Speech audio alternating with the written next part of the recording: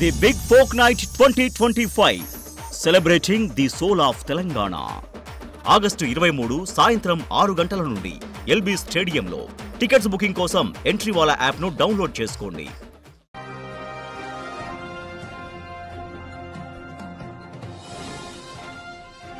Breaking news. మాజీ మంత్రి KTR MLC కవితపై సిఐడికి ఫిర్యాదు చేశారు తెలంగాణ క్రికెట్ అసోసియేషన్ పెద్దలు.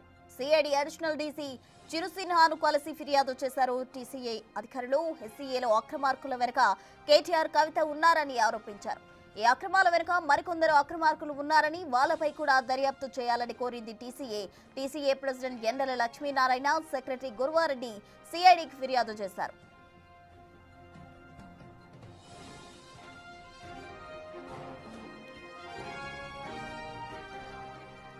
మాజీ మంత్రి కేటీఆర్ ఎమ్మెల్సీ కవితపై సిఐడికి టీసీఏ పెద్దలు ఫిర్యాదు చేయడం జరిగింది. సిఐడి అడిషనల్ డీజీ చిరుసిన్హాను కలిసి వాళ్ళు ఫిర్యాదు చేశారు. ఎస్సీఏలో అక్రమార్కుల వెనుక కేటీఆర్ కవిత ఉన్నారని వాళ్ళు ప్రధానంగా ఆరోపిస్తున్నారు. ఈ అక్రమాల వెనుక మరికొందరు అక్రమార్కులు ఉన్నారని, వాళ్లపై కూడా దర్యాప్తు చేయాలని టీసీఏ కోరుతూ ఉంది. టీసీఏ ప్రెసిడెంట్ ఎండల లక్ష్మీ నారాయణ అలాగే సెక్రటరీ గురువారెడ్డి సిఐడికి ఫిర్యాదు చేయడం జరిగింది. దీనికి సంబంధించి పూర్తి డీటెయిల్స్ మా ప్రతినిధి విజయ్ అందిస్తారు. విజయ్, చెప్పండి. అయితే హెచ్సీఏకి సంబంధించిన నిధుల గోల్మాల్ వెనుక అటు కేటీఆర్ కవిత ఉన్నట్టు టీసీఏ ప్రధానంగా ఆరోపిస్తుంది. ఈ అక్రమాల వెనుక మరికొందరు అక్రమార్కులు ఉన్నారు, వాళ్ళని కూడా అరెస్ట్ చేయాలంటూ టీసీఏ సిఐడికి ఫిర్యాదు చేయడం జరిగింది. దీనికి సంబంధించిన కంప్లీట్ డీటెయిల్స్ ఏంటి? ఎస్ప్రెస్సోను అయితే హెచ్సీఏ హైదరాబాద్ క్రికెట్ అసోసియేషన్లో జరిగినటువంటి అవకతవకలు ఏవైతే ఉన్నాయో దాంట్లో జరిగినటువంటి నిధుల గోల్మాల్ వెనుక మాజీ మంత్రి బీఆర్ఎస్ వర్కింగ్ ప్రెసిడెంట్ కేటీఆర్తో పాటు బీఆర్ఎస్ ఎమ్మెల్సీ కవిత కూడా ఉన్నారంటూ Telangana cricket association founder and president Endala Satyanarayana అలాగే సెక్రటరీ గురువారెడ్డి కూడా కంప్లైంట్ అయితే చేశారు. సిఐడి అడిషనల్ డీజీ చారు సిన్హా గారికి కంప్లైంట్ అయితే అందజేయడం జరిగింది. ప్రస్తుతం సత్యనారాయణ మనతో పాటు ఉన్నారు, లక్ష్మీనారాయణ మనతో పాటు ఉన్నారు. అసలు ఏం జరిగింది లక్ష్మీనారాయణ గారు? ఈ సిఐడికి మీరు కంప్లైంట్ చేయడం వెనకాల కారణాలు ఏంటి, అటు కేటీఆర్ పైన అటు కవిత పైన?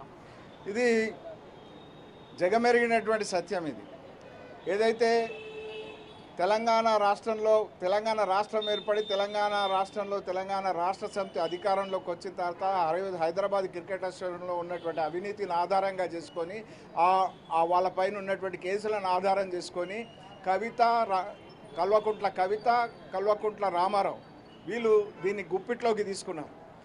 మరి చివరి దశలో ఈ జగన్మోహన్ రావును క్లబ్లోకి మెంబర్గా ఎక్కించి ఆ క్లబ్ నుంచి మరి హైదరాబాద్ క్రికెట్ అసోసియేషన్ అధ్యక్షుడి స్థానంలో కూర్చోబెట్టడంలో వీళ్ళ కీలక భూమిక ఉన్నది. ఆయనను ముందర పెట్టి ఈ అన్డ్యూ అడ్వాంటేజ్ దీన్ని తీసుకున్నారు. అనైతిక అధికారాన్ని దీని మీద చెలాయించారు. హైదరాబాద్ క్రికెట్ అసోసియేషన్ను మరి భ్రష్టు పట్టించినటువంటి పరిస్థితి ఉంది. మేము కోరడం జరిగింది, ఏదైతే ఈ బాడీ ఏదైతే ఉన్నదో దానికి పరిమితమై కాకుండా వీళ్ళని సృష్టించినటువంటి వాళ్ళు, వీళ్ళని నడిపించినటువంటి వాళ్ళు, వీళ్ళతో ఈ తప్పులన్నీ చేయించినటువంటి వాళ్ళు, మరి దీని నుంచి అన్డ్యూ అడ్వాంటేజ్ తీసుకున్నటువంటి వాళ్ళు, రాజకీయ నాయకులు, వాళ్ళని ఎవరైతే కల్వకుంట్ల రామారావు కానీ కల్వకుంట్ల కవిత కానీ ఎవరైతే గతంలో ఆరోపణలు ఫార్ములా రేసులో ఒకరు, మరి లిక్కర్ స్కామ్లో ఒకరు ఆరోపణలు ఎదుర్కొంటున్నారో వీళ్ళ విషయంలో మరి ఈ యొక్క హైదరాబాద్ క్రికెట్ అసోసియేషన్ మీద జరుగుతున్న ఇన్వెస్టిగేషన్లో విచారణ పరిధిలోకి వాళ్ళని కూడా తీసుకొచ్చి మరి దీనికి పట్టినటువంటి శనిని విరగడ చేయమని చెప్పి ఈ ఉపగ్రహాలను కాదు అసలు గ్రహాన్ని బయటకు తీసుకురమ్మని చెప్పి ఉపగ్రహాలతో పాటు అసలు గ్రహాన్ని బయటకు తీసుకురమ్మని కోరడం జరిగింది. ఇప్పుడు కేటీఆర్ కవితతో పాటు మరికొంతమంది మీద కూడా మీరు కంప్లైంట్ చేసినట్టుగా తెలుస్తోంది. ఎవరి మీద చేశారు?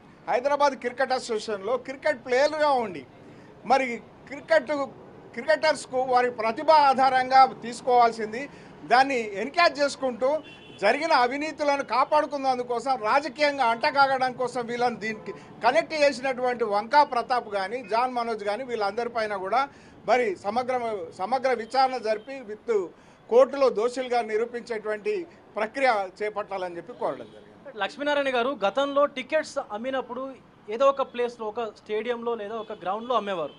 సో కొద్దిసేపటికే ఆ టికెట్స్ అయిపోయినాయి అని చెప్పేసి కూడా మాట్లాడేవారు. అసలు టికెట్ల విషయంలో కూడా సుమారుగా 4000 టికెట్ల వరకు ఫ్రీగా ఇస్తే అందులో 70% వరకు కూడా బ్లాక్లో అమ్ముకున్నారని చెప్పి ఆరోపణలు చేశారు కదా మీరు.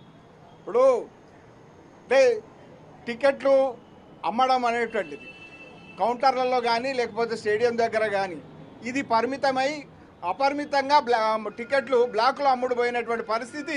ఇది కొనుక్కున్న వాళ్ళకి తెలుసు, మాకు దక్కలేదు, బ్లాక్లో కొనుక్కున్నారన్న వాళ్ళకి అందరికీ తెలుసు.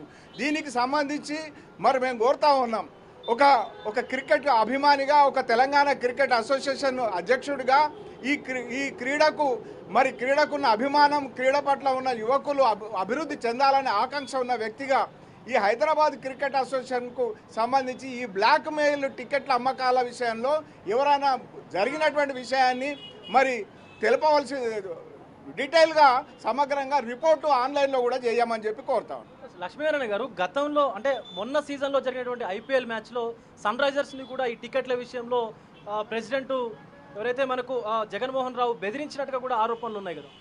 అంటే మనకు చాలా వార్తలు చాలా విశ్లేషంగా వచ్చినాయి, విశేషంగా వచ్చినాయి. ఏంది ఇలా ఒత్తిడికి ఇలా డిమాండ్స్కు తట్టుకోలేక అసలు ఈ వెన్యూనే మార్చాలా అనేటువంటి అభిప్రాయం Sunrise Hyderabad association Hyderabad టీంకు యాజమాన్యానికి వచ్చినటువంటిది కనబడ్డది.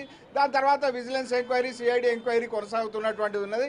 దీనికోసం ఈ భ్రష్టు పట్టినటువంటి ఈ స్థితి నుంచి దీన్ని బయటకు తీయాలని చెప్పి కోరడం జరిగింది.